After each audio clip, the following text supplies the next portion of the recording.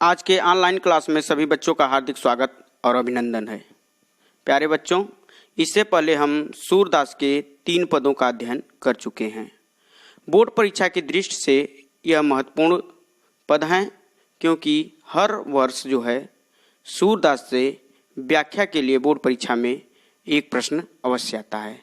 तो इसे दृष्टिगत रखते हुए इस महत्वपूर्ण पद का हम आज अध्ययन करेंगे।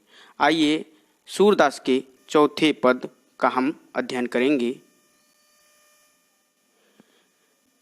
मैं अपनी सब गाय चरै हूँ, प्रात होत बल के संग जय हूँ, तेरे कहे न रहूँ, ग्वाल बाल गाइन के भीतर, नेकहु डर नहीं लागत, आज न सोवो नंद दुहाई, रैन रहोगे जागत, और ग्वाल सब गाय चरई हैं, मैं घर बैठो रहूं, सूर श्याम तुम सोई रहो, अब प्राण प्रात जान मैं देहूं। प्रस्तुत जो पद दिया गया है, इसमें सूरदास जी श्री कृष्ण के स्वाभाविक बालहट का बड़ा ही मार्मिक चित्रण किया है, जिसमें वे अपने ग्वाल बाल सखाओं के संग अपने गांवों को चराने के लिए वन में जाने के लिए हट करते हैं। इसी का वर्णन इस पद में किया गया है। आइए इसके हम व्याख्या को देखते हैं। मैं अपनी सब गाय चरई हूं। बाल कृष्ण अपनी माता यशोदा से हट करते हैं, जिद करते हुए कहते हैं कि हे माता, मैं भी अपनी गायों को चराने के लिए वन में जाऊंगा। बार बार जो है भगवान कृष्ण जो है अपनी माता यशोदा से यह बार बार हट कर रहे हैं कि मैं भी अपने गायों को लेकर वन में चराने के लिए जाऊंगा। प्रात होत बल के संग जय हूं, तेरे कहे न रहूं। करें प्रात होत मतलब प्रातः काल, बल माने बलदाऊ, के संग माने के साथ, जय हूं माने जाऊंगा, तेरे कहे न रहूं माने रहूंगा, न माने नहीं, तेरे माने तुम्हारे। आगे सूरदास जी कहते हैं कि प्रात काल होते ही, कृष्ण भगवान अपनी माता यशोदा से कहते हैं कि प्रातः काल होते ही मैं भैया बलराम के साथ वन में जाऊंगा, और तुम्हारे कहने पर भी मैं घर में नहीं रहूंगा। ग्वाल बाल गाइन के भीतर, नेकहु डर नहीं लागत। आगे भगवान कृष्ण माता यशोदा से कहते हैं कि ग्वाल बाल गाइन के भीतर, कह रहा है कि जब मैं अपने गायों को लेकर ग्वाल बाल के संग वन में जाता हूं, तो उस समय ग्वाल बाल और गायों के बीच मुझे वन में थोड़ा भी डर नहीं लगता है। यानी कि मैं निर्भीक भाव से वहां जो है अपनी गायों को चराता रहता हूं, मुझे वहां तनिक भी डर नहीं लगता है। आज न सोओ नंद दुहाई, रैन रहोगे जागत। आगे जो है भगवान कृष्ण कहते हैं कि आज मैं नंद बाबा की कसम खा के कहता हूं, आज मैं नंद बाबा की कसम खा के कहता हूं कि आज मैं रैन माने रात, रहोगे जागत, करें रात भर मैं, आज रात भर मैं जागता रहूंगा, रात भर मैं सोऊंगा नहीं। मैं जो है बाबा नंद की का कसम खा के कहता हूं कि आज पूरे रात भर मैं क्या करूंगा, जागता रहूंगा, और ग्वाल सब गाय चरई हैं, मैं घर बैठे रहूं। आगे जो है वह माता यशोदा से प्रश्न करते हैं, पूछते हैं कि हे माता, अब ऐसा नहीं होगा कि सब ग्वाल बाल गाय चराने जाएंगे और मैं घर में बैठा रहूंगा। अब ऐसा होने वाला नहीं है। सूर श्याम तुम सोई रहो, अब प्रात जान मैं देहूं। आगे जो है माँ यशोदा जो है भगवान कृष्ण से विनती करती हैं, उस बालक कृष्ण से विनती करती हैं कि हे कृष्ण, हे मेरे लला, इतनी रात्रि हो गई है, रात को तुम सो जाओ, जैसे ही सुबह होगा मैं तुम्हें जाने से नहीं रोकूंगी। आगे कहती हैं यशोदा माता, यह सुनकर, भगवान कृष्ण की इन बातों को सुनकर माता यशोदा भगवान कृष्ण को विश्वास दिलाती हैं, उस बालक कृष्ण को विश्वास दिलाती हैं और विश्वास दिलाते हुए कहती हैं कि हे पुत्र, अब तुम सो जाओ, सुबह होने पर मैं तुम्हें गाय चराने के लिए अवश्य भेज दूंगी। इस प्रकार यह जो पद था, इसमें हम देखेंगे कि भाषा क्या है। पहले तो हमने देखा इसका प्रसंग, अब व्याख्या देख लिए, अब इसकी भाषा को देखेंगे। तो इसमें जो भाषा है वह ब्रज भाषा है और जो शैली है वह मुक्तक शैली में सूरदास जी ने इसे लिखा है। गुण जो है माधुरी गुण है इसमें, और रस जो है वात्सल्य रस है। जहाँ एक माता का पुत्र के प्रति जो प्रेम होता है, एक बच्चे के प्रति जो प्रेम होता है, उसका वर्णन जब जहाँ होता है वहाँ वात्सल्य रस होता है। तो प्रस्तुत जो पद दिया गया है इसमें वात्सल्य रस है। अब इसमें जो अलंकार है उसको देखेंगे तो रैन रहोगी, रैन रहोगी, और आगे देखते हैं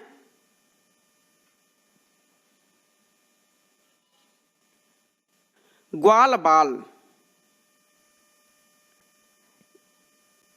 इसमें है रैन रहोगी सूर श्याम। इसमें जो है र वर्ण की आवृत्ति बार बार होने के कारण इसमें जो है अनुप्रास अलंकार है। यहाँ पर देखेंगे ग्वाल बाल गायन के भीतर, यहाँ ग वर्ण की आवृत्ति बार बार होने के कारण अनुप्रास अलंकार है। सूर श्याम स वर्ण की आवृत्ति जो है, यहाँ सूर श्याम तुम सोई रहो, यहाँ स वर्ण की आवृत्ति बार बार होने के कारण जो है अनुप्रास अलंकार है। इस प्रकार जो है इस जो पद दिया गया है इसमें अनुप्रास अलंकार है।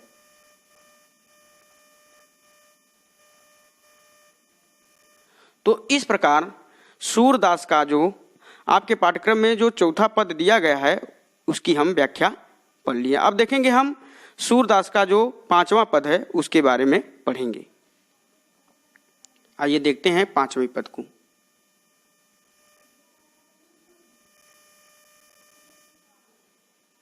पांचवा पद है, मैया हो न चरहो गाई, सिगरे ग्वाल घिरावत मुँह से, मेरे पाँव पिराई, ज्यो न पतियाही पूछ बल दाहूं, अपनी सौह दिवाई, यह सुन माई जसोदा ग्वालिन, गारी देत रिसाई, मैं पठवती अपने लड़का को, आवे मन बहराई, सूर श्याम मेरे अति बालक, मेरो अति बालक, मारत ताह रिंगाई। प्रस्तुत जो पद दिया गया है इसके हम प्रसंग की यदि चर्चा करें तो उसमें इसका प्रसंग होगा कि इसमें माता यशोदा ने श्री कृष्ण द्वारा हट किए जाने पर उन्हें वन में भेज देती हैं, किंतु वन में ग्वाल सखाओं ने, जो ग्वाल बाल थे, उन्हें परेशान किया करते थे। और प्रस्तुत पद में श्री कृष्ण घर लौटकर माता यशोदा से उनकी जो शिकायत करते हैं उसी का वर्णन प्रस्तुत पद में किया गया है। अब देखेंगे पांचवा जो दोहा है, मैया हो न चरहो गाई।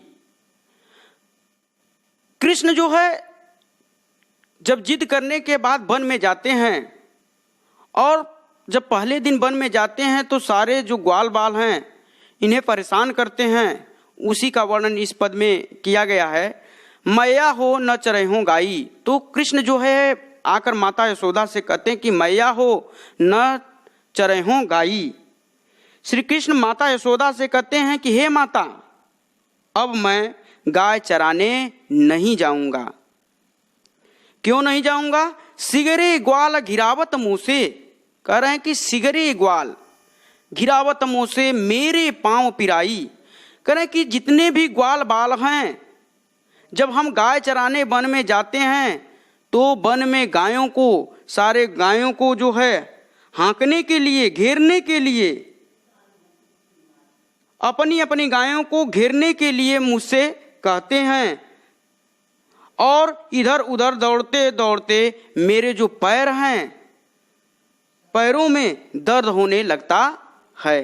जो न पतियाही पूछ बल दावही अपनी सौं दियाही। कह रहे हैं कि यदि मेरे बात पर, हे माता, यदि मेरे बात पर आपको विश्वास नहीं है, यदि मेरे कही हुई बातों में आपको सच्चाई नहीं दिखाई देती है, तो अपनी कसम देकर बड़े भैया बलदाऊ से आप ही पूछ लीजिए। यह सुन माई असोदा ग्वालिन गारी दे तरिसाई। कह रहे हैं कि बालक कृष्ण के इन बातों को सुनकर माता यशोदा जो है, जितने भी ग्वाल बाल हैं उन पर क्रुद्ध होकर, उन पर गुस्सा होकर गालियां देती हैं।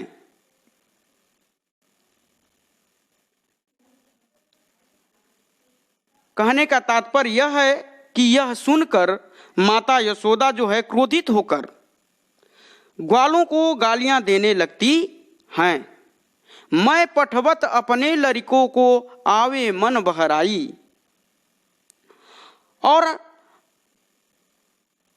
सूरदास जी कहते हैं कि माता यशोदा कहती हैं कि मैं अपने पुत्र को वन में इसलिए भेजती हूं कि उसका मन बहल जाए। मैं पठवत अपने लड़कों को, यानी कि माता यशोदा कहती हैं कि मैं अपने लड़का, अपने बालक कृष्ण को इसलिए वन में भेजती हूँ कि मेरा जो बालक है, मेरा जो बच्चा कृष्ण है, उसका मन जो है बहल जाए। मन बहलाने के लिए उसे जो है ग्वाल बालों के साथ गाय चराने के लिए भेजती हूँ। सूर श्याम मेरो अति बालक मारत ताहि रिगाई। आगे माता यशोदा कहती हैं कि मेरा कृष्ण अभी बहुत छोटा बालक है, ये ग्वाल बाल उसे इधर उधर दौड़ाकर मार डालेंगे। यानी कहने का तात्पर्य है यह है कि मेरे इस छोटे से बालक को जब गाय चराने उनके साथ जाता है तो इसको दौड़ा दौड़ा कर मार डालेंगे। यानी इसे इतना थका देते हैं कि इसका जो पैर है, इसके पैरों में दर्द होने लगता है। प्रस्तुत जो पद दिया गया है, इसमें जो भाषा है ब्रज भाषा है, शैली मुक्तक शैली है, गुण जो है माधुर्य गुण है। जब भी सूरदास के पद हों तो उसमें भाषा की यदि बात होती है तो उसमें सदैव जो है ब्रज भाषा, क्योंकि सूरदास ने ब्रज भाषा में ही लिखा है। रस जो है वात्सल रस है, क्योंकि इसमें एक माता और पुत्र के प्रेम का वर्णन बड़ा ही मार्मिक ढंग से किया गया है, इसलिए प्रस्तुत जो पद दिया गया है इसमें वात्सल रस है। पद जो है गेय पद है, यानी कि गाने योग्य है। प्रस्तुत पद में यदि हम देखेंगे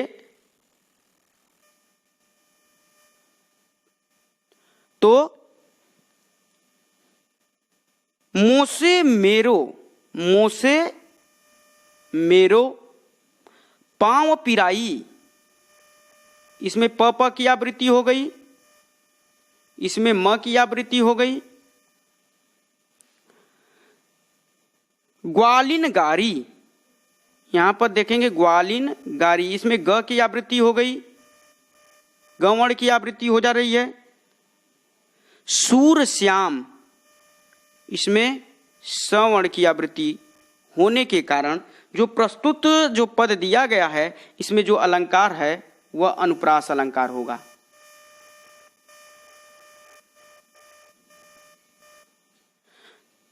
इस प्रकार हम देखेंगे कि इसमें जो रस है वह वात्सल्य रस है, भाषा इसकी ब्रज है, अलंकार जो होगा अनुप्रास अलंकार होगा और छंद जो होगा गेय छंद होगा।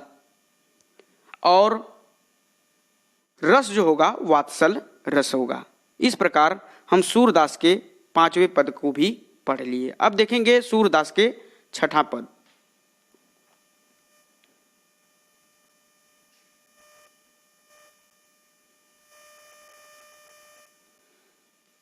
सूरदास का 6ठा पद है, सखी रे मुरली लीजे चोरी, जिन गोपाल किन्हें अपने बस, प्रीत सबन की तोरी, अच्छिन एक घर भीतर निस्बासर, धरत न कबहू छोरी, कबहू कर कबहू अधरनी, कटि कबहू खोसत जोरी, ना जानो कछु मेल मोहिनी, राखे अंग अंग भोरी, सूरदास प्रभु को मन सजनी, बधयो राग की डोरी।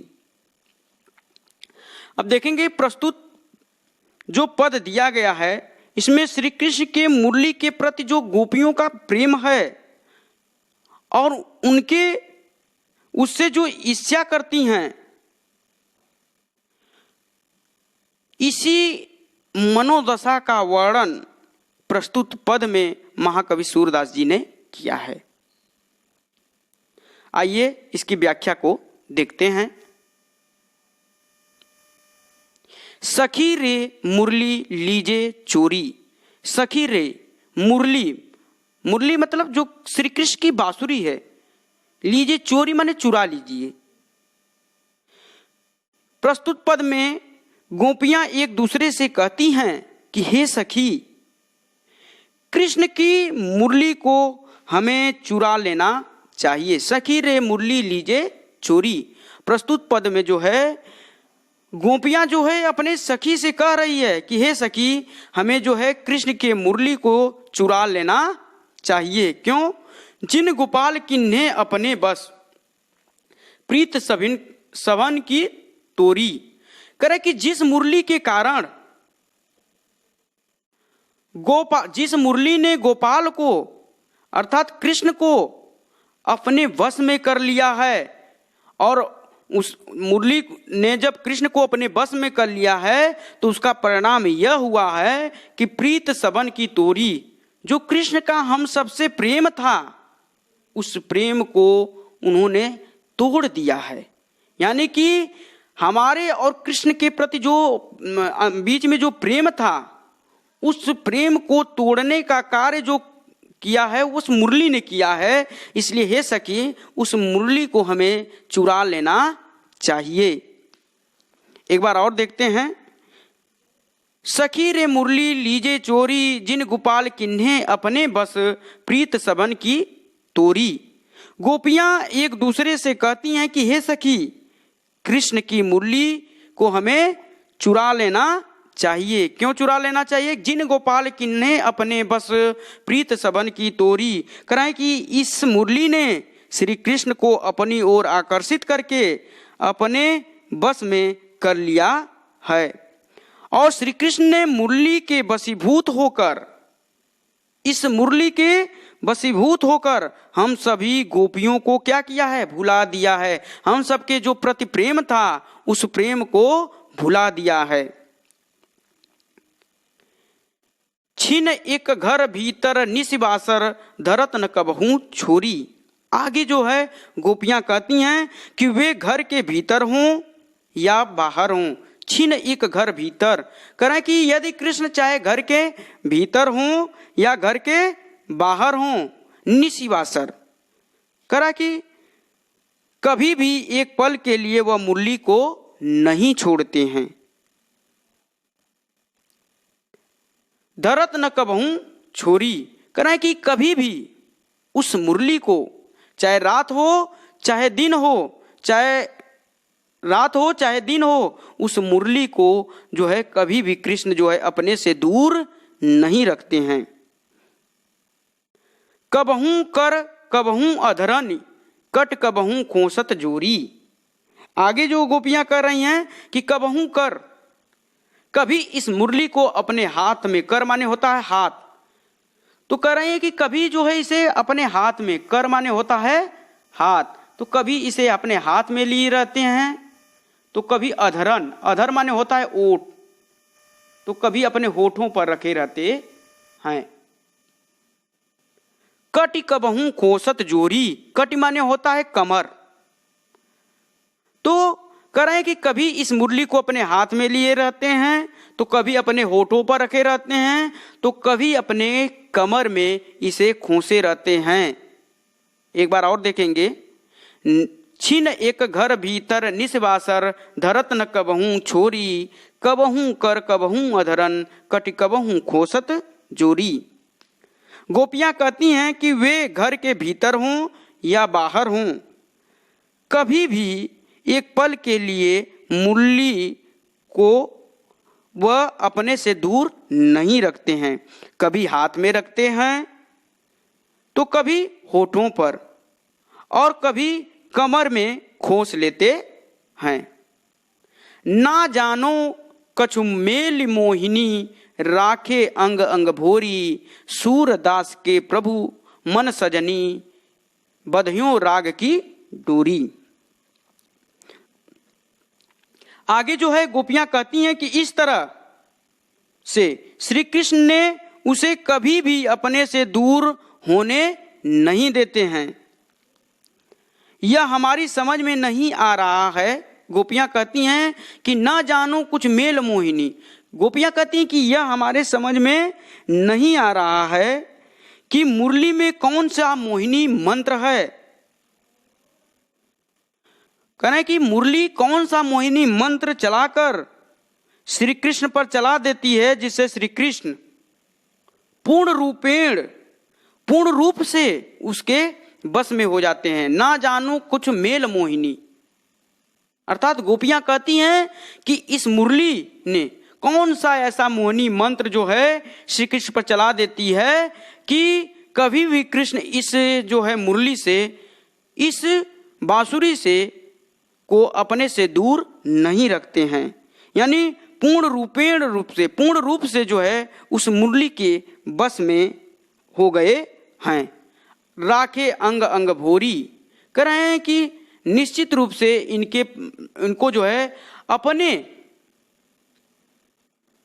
बस में कर ली है। यह मोहिनी जो बांसुरी है यह अपने बस में कर ली। भोरी माने भुलावा, राखे अंग अंग भोरी। इस प्रकार जो है इन्हें जो है अपने अंग की, अपने शरीर की भी सुध नहीं रहती है, जितना यह जो है मुरली का जितना ध्यान रखते हैं उतना अपने शरीर का भी ध्यान नहीं रखते हैं। सूरदास प्रभु को मन सजनी, बधियो राग की डोरी। आगे जो है गोपियां कहती हैं कि सूरदास प्रभु को मन सजनी। सूरदास जी कहते हैं कि गोपियां कह रही हैं कि हे सजनी, हे सखी, इसी बंसी ने श्री कृष्ण का मन प्रेम की डोरी से बंधा हुआ है। आगे जो है सूरदास प्रभु को मन सजनी, बधियो राग की डोरी। सूरदास जी कहते हैं कि गोपियां कह रही हैं कि हे सजनी, हे सखी, इसी बंसी ने श्री कृष्ण का मन प्रेम की डोरी से बंधा हुआ है। प्यारे विद्यार्थियों, जो अगर इस पद में पूछा जाए कि भाषा कौन सी है, तो भाषा ब्रज भाषा है। शैली जो है मुक्तक शैली में यह लिखा गया है। गुण जो है माधुर्य गुण है। और छंद की बात, अगर सूरदास के पदों में छंद की बात होती है तो गेय छंद है। यानी गेय छंद मतलब गाने योग्य छंद हैं। और इसमें जो रस है वह श्रृंगार रस है। इसमें श्रृंगार रस का वर्णन किया गया है। अब इसमें अलंकार हम देखेंगे, तो अलंकार देखते हैं प्रस्तुत पद में।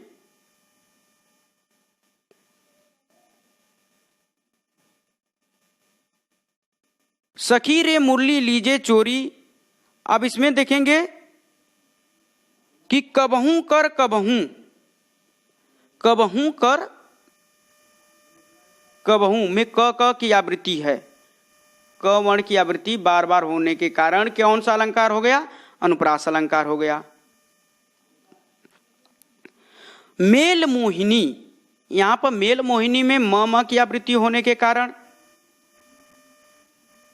यहां भी अनुप्रास अलंकार होगा। यहां पर दिया गया है अंग अंग। जब एक ही वर्ण की आवृत्ति 2 बार होती है, जब एक ही वर्ण को का द्वित्व होता है तो वहां पुनरुक्त प्रकाश अलंकार होता है। तो इसमें जो है पुनरुक्त प्रकाश अलंकार है। और आगे देखेंगे,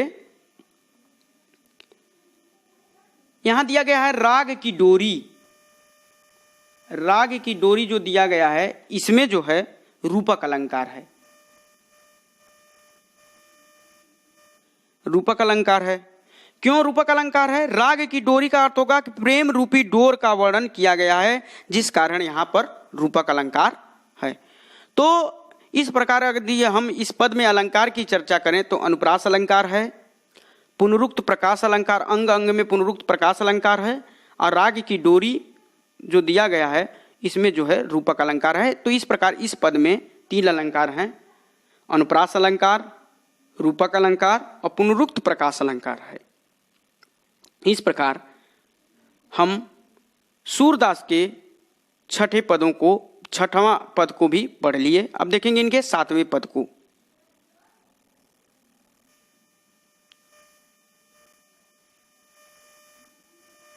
सातवां पद है, ऊधो मोहि ब्रज बिसरत नाही, वृंदावन गोकुल बन उपवन सघन कुंज की छाही। प्रात समय माता जसुमत अरु, नंद देख सुख पावत, अमाखन रोटी दहो सजायो, अति हित साथ खवावत।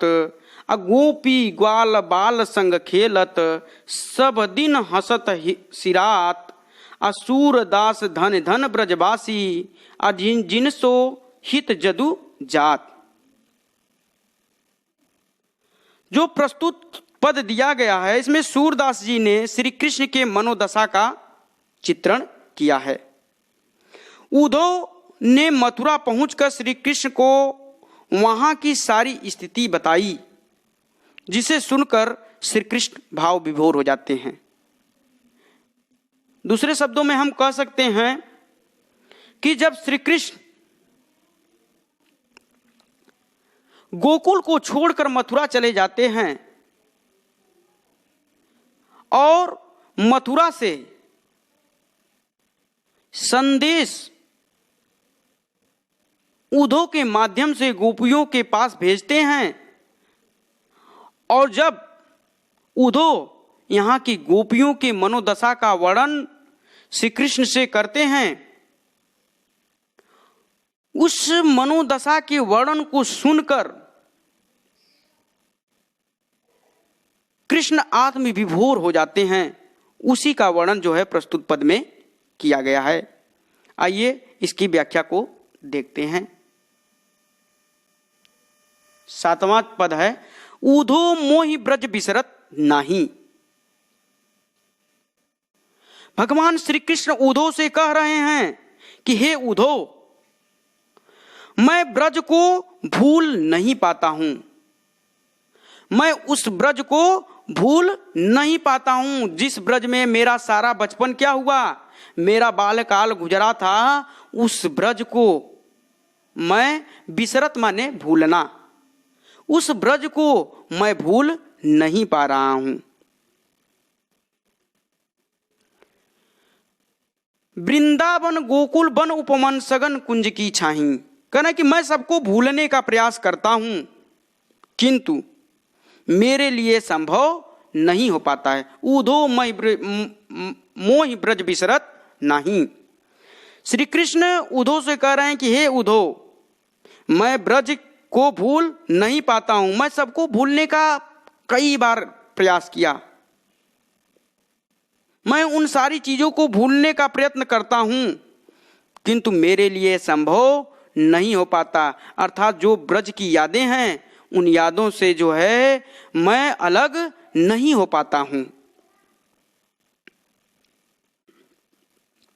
वृंदावन गोकुल वन उपवन सघन कुंज की छाहें।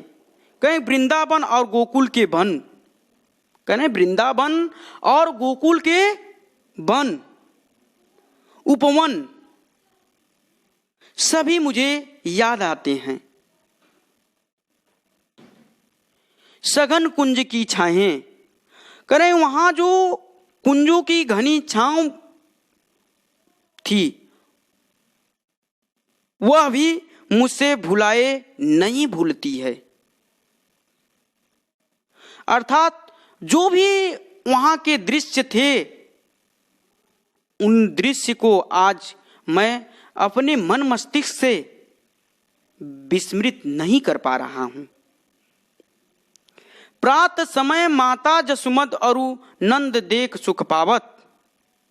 आगे भगवान कृष्ण जो है उद्धव से कहते हैं कि प्रातः काल माता यशोदा और नंद बाबा मुझे देखकर हर्षित होते थे, खुश होते थे, प्रसन्न होते थे और अत्यंत सुख का अनुभव करते थे। प्रात समय माता जसुमत और नंद देख सुख पावत।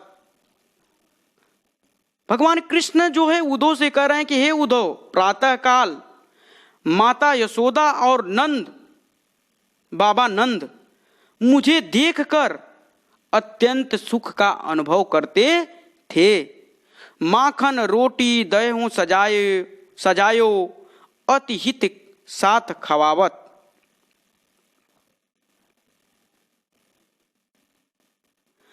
कह रहा है कि माता यशोदा मुझे मक्खन रोटी और दही बड़ी प्रेम से खिलाती थी। माखन रोटी दही सजायो अति हित साथ खयावत। करें कि माता यशोदा, जैसे ही मैं सुबह उठता था, माता यशोदा जो है माखन रोटी और दही सजावट दही अत्यंत प्रेम के साथ मुझे क्या करती थी, खिलाती थी। अत्यंत प्रेम के साथ मुझे खिलाती थी। गोपी ग्वाल बाल संग खेलत सब दिन हंसत सिरात। करें इतना ही नहीं, गोपियों और ग्वाल बालों के साथ मैं खेला करता था।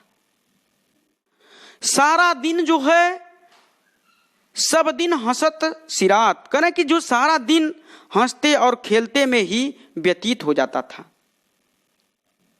भगवान कृष्ण जो है उद्धव से कह रहे हैं कि गोपी ग्वाल बाल संग खेलत। कह रहे हैं कि सारी उस जो ब्रज की सारी गोपियां थीं, ग्वाल बाल थे, उनके साथ मिलकर हम दिन भर क्या करते थे, खेलते थे। सब दिन हंसत सिरात, और दिन भर हंसते खेलते हुए हमारा यह सारा समय क्या होता था, व्यतीत हो जाता था, बीत जाता था।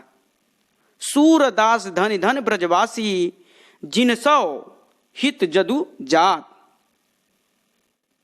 सूरदास जी कहते हैं कि वे ब्रजवासी धन्य हैं, क्योंकि भगवान श्री कृष्ण स्वयं उनके हित की चिंता करते हैं। उन्हें श्री कृष्ण के अतिरिक्त ऐसा हितैषी और कौन मिल सकता है। सूरदास धन धन ब्रजवासी जिनसो हित जदु जात। सूरदास जी कहते हैं कि वे ब्रजवासी, वो ब्रज में निवास करने वाले प्रत्येक व्यक्ति धन्य है, क्योंकि भगवान श्री कृष्ण स्वयं उनके हित की चिंता करते हैं। जिनसो हित जदुजात, और उन्हें श्री कृष्ण के अतिरिक्त ऐसा हितैषी, उनका हित चाहने वाला और कोई नहीं मिल सकता है। प्यारे विद्यार्थी, अब इसमें हम देखेंगे तो इसमें जो छंद है वह गेय छंद है, गेयात्मक है, अर्थात गाने योग्य है। भाषा जो है, जब भी हम सूरदास की भाषा की बात करते हैं तो सूरदास की भाषा ब्रज भाषा है, गुण माधुरी गुण है, और इसमें जो रस दिया गया है वह श्रृंगार रस है। और श्रृंगार रस के दो भेद होते हैं, संयोग श्रृंगार होता है और वियोग श्रृंगार होता है। तो यह प्रस्तुत पद जो दिया गया है वह वियोग श्रृंगार का है। इसमें जब भगवान कृष्ण गोकुल को छोड़कर मथुरा चले जाते हैं और यहाँ पर माता यशोदा, बाबा नंद, उनके बाल सखा और गोपियों से वह बिछुड़ गए हैं,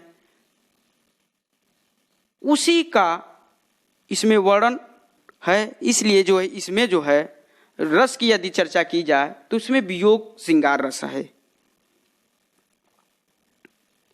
अब इसमें हम देखते हैं अलंकार। अलंकार की बात करते हैं तो ब्रज विसरत में जो है ब वर्ण की आवृत्ति होने के कारण अनुप्रास अलंकार है। अनुप्रास अलंकार की परिभाषा होती है कि जहां एक ही वर्ण की आवृत्ति बार बार हो वहां अनुप्रास अलंकार होता है। तो यहां देखेंगे कि ब वर्ण की आवृत्ति बार बार है। अब नीचे देखेंगे वृंदावन, गोकुल, वन, उपवन में भी ब की आवृत्ति होने के कारण इसमें भी अनुप्रास अलंकार है। आगे देखेंगे गोपी ग्वाल, इसमें ग वर्ण की आवृत्ति होने के कारण इसमें अनुप्रास अलंकार है।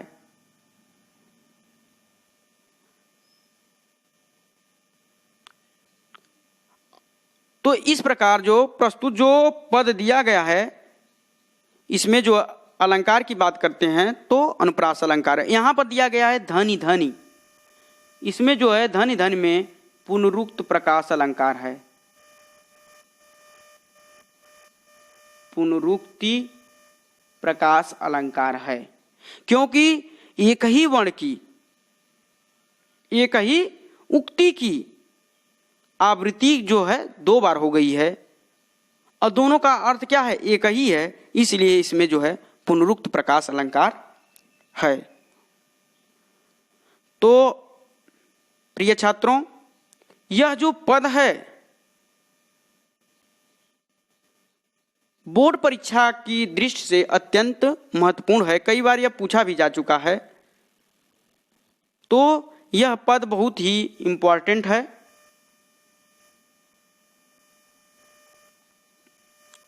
इंपॉर्टेंट पद है, इसको विशेष रूप से आप देख लेंगे।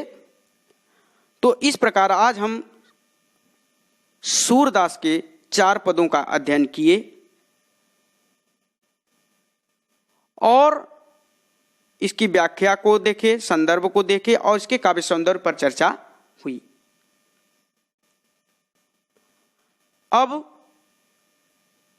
सूरदास के जो शेष पद हैं वह अगली कक्षा में हम पढ़ेंगे और आज जो जितने भी पद हम पढ़े हैं इसकी जो व्याख्या है PDF फाइल इसकी जो है आपको इस वीडियो के डिस्क्रिप्शन बॉक्स में आपको मिल जाएगी, वहां से आप डाउनलोड कर सकते हैं। आज बस इतना ही, धन्यवाद।